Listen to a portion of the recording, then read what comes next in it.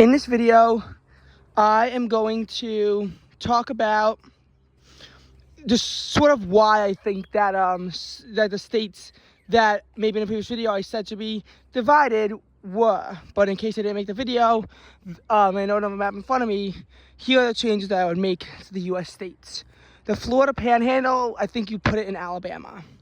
The eastern Louisiana past the Mississippi and eastern Minnesota past the Mississippi, I think you put those in Mississippi and Wisconsin respectively. Wisconsin will also gain the upper peninsula of Michigan. I have the parts of New Mexico west of the Rockies going to Arizona. Colorado past the Rockies is going to Utah. And for Wyoming and Montana, they're going to Idaho.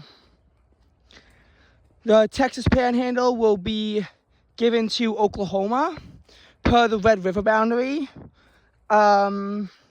And those are just like the biggest changes that I would make.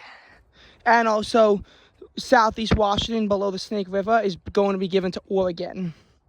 There are some other really crazy things I could do, but these are the simplest things that I could think of. First of all, would this affect my state count? No. But it might have affected certain things. First of all, in Louisiana, I went to New Orleans. Most of New Orleans lies east of the Mississippi River. So thus, you would have to think that I would not get the new state of Louisiana. But this isn't true. We went to Jean Lafayette National Park and Preserve. You have to go south across the Mississippi, and thus you're crossing from being east of the Mississippi to being west of the Mississippi with the specific way that it flows. So from that, I still would have gotten the new state of Louisiana. Just that we would have had to have flown into Mississippi first to get to Louisiana. But it still counts all the same. Up north, even though Wisconsin I wouldn't have gotten, I will say, when we were in Minneapolis, we did actually walk to the Mississippi River. I have pictures, but I can't really show them. And then we walked across the bridge. Now, of course, that was all just Minnesota. So actually eastern Minneapolis. Under my new scenario, though, this would join St. Paul and become part of Wisconsin. Thus, the side trip that we took from Chicago O'Hare International Airport to Kenosha, Wisconsin, would be rendered useless. There'd be no purpose of doing that. Thus allowing us to go to either sightsee in Chicago or for us to just go straight down to Urbana-Champaign, where our base of operations was for the whole trip. So even though I still would have gotten Wisconsin either way, it would have been a lot sooner and a lot cleaner if this came to pass. A lot of the other things I suggested, though, wouldn't have. For example, I went to Alabama and I went to Mobile and then we turned around. And I've been to Florida, but never in a panhandle. Never been west of I-75 in Florida. As a result, I've never been to the Florida Panhandle, so this doesn't change. Obviously, I've never been to the Texas Panhandle, seeing as I've never been to Texas or Oklahoma before. Well, I have been to both Oregon and Washington. I was in like Portland, Seattle. Think not exactly West Coast, but like western side of those states. It's like 4 to 5 hours to get to the eastern part of Washington. Probably near Walla Walla, it's closest, to really be at the point where, where it would change to Oregon, and I've been to both states anyway. Like, we were so compressed on time when we went to Portland that we couldn't even go to the Columbia River Gorge, which is only an hour away. And then you have the Dells, which is even further. And you continue along I-84 until it goes south.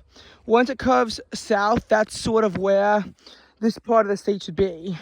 Again, never been that far past I-5 in Oregon or Washington. As for the other states, I've been to Arizona, but I haven't been to New Mexico. I've been to Colorado, but I haven't been to Utah. I've been to Wyoming, but I haven't been to Idaho or Montana. However, this wouldn't really change. The part of Wyoming I went to was Cheyenne. We never crossed I-25 in the state of Wyoming, which is along the eastern fringe of the state. So I still wouldn't have gotten Idaho as a state either way, given how shallow into Wyoming we were. Looking at the state of Colorado, I've been to Denver, that wouldn't join Utah. And I've never been to New Mexico, so that doesn't really affect anything.